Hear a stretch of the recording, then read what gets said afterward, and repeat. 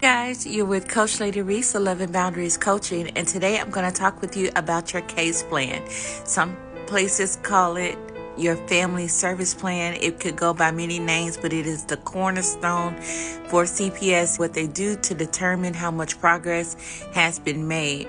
Once you enter into a service agreement with CPS, it is very imperative that you follow it to the T. Make sure that you read and understand it before you sign it, because once you do, you're kind of locked in.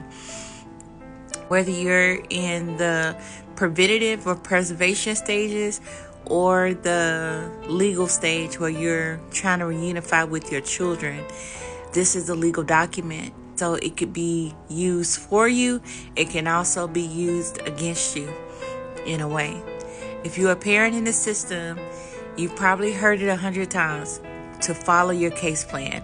But let's dive a little bit deeper to talk about what CPS is actually looking for when you are doing a case plan, guys, because it's not just checking off boxes. A lot of parents who think that they know the system will say, well, I'll do some parenting classes, I'll do some anger management, and that'll be that. I completed everything, and so why haven't I got my kids back? The issue is a little deeper than that, guys, and that's what we're going to go into today. So let me help you out. What CPS is looking for is consistency. Are you showing up on time to your appointments? What is the quality of your engagement while you're there? If you're going to a parenting class or domestic violence classes, are you participating? Are you raising your hand and asking questions? Are you applying the feedback to your specific situation? Are you helping even the other people who are in that class with you? So, consistency with that, guys. Your attitude. Are you respectful to your providers and the staff, even when you're frustrated? Guys, that's gonna determine a lot with your attitude. You don't want to come off hostile or aggressive or defensive. You want to take ownership where ownership is due. You want to keep a positive attitude as much as possible. This gets reported back to CPS through the provider's documentation. CPS has to follow up with your providers at least once a month, every single month, to see how you are doing. And you want that provider's feedback to stand out even more. This person has a great attitude. They are showing up. They're consistent. They're participating. They are receptive to the knowledge. So those are good things that you want to remember. Next is accountability. Are you taking ownership or are you blaming everyone else? Guys, the key to this is take ownership. Take ownership for what you need to take ownership for. The providers are also going to give feedback to CPS about this. What the most important thing is the behavioral changes that you're making over time. Are you actually growing, learning, and applying the tools? Guys, the thing is, CPS is basically saying, how can we get you through this so you won't ever have to come back? CPS is not dying to take on another case. They don't operate like with that intention. When a new case shows up, it's heart-wrenching. So it's stressful. It's heart-wrenching. We still do what we have to do because we're professionals. But at the same time, they want to know if you're actually making the necessary behavioral changes so that they can close their case safely with your children in your care. If they can't say that case is going to stay open, we don't want to prolong that. So guys, it's not just checking off boxes.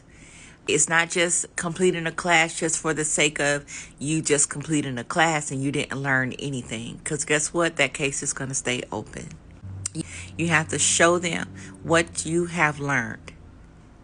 During your visits, these are the things that you should be talking about. But keep your safety, yes, your safety plan too, but keep your case plan with you. Make sure that it's updated regularly. After you've completed something, make sure that it's updated to show that it's been completed. Make sure you have your certificates and letters, your documentation, and all of that good stuff with the provider's feedback for you. If you are confused, overwhelmed, just know that you are not alone, guys. I have seen cases that were very, very successful. They had their case closed within less than a month or two.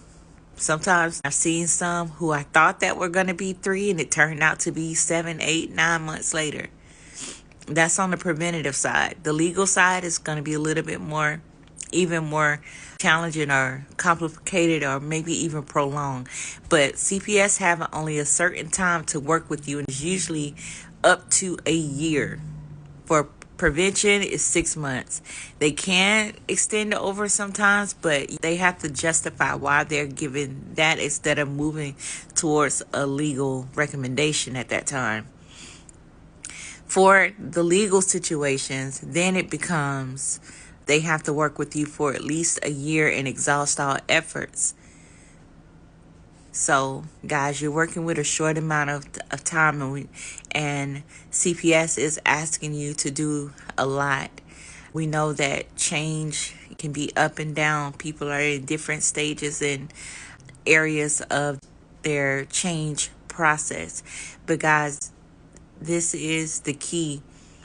This is the key to your survival and overcoming CPS in your life if you understand this. So to further help you guys, I created the Family Advocacy Blueprint to help you understand the CPS process even more, to help strengthen your credibility, to take back your power, increase your confidence as you go along and navigate throughout the system. If you would like more, you can sign up for a workshop or DM me with case plan. Make sure you leave a comment that says case plan in the comment section, and I got you, and I'll send you over the link to where you can order the Family Advocacy Blueprint.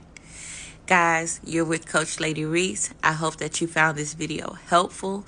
I hope that someone gets their kids back today.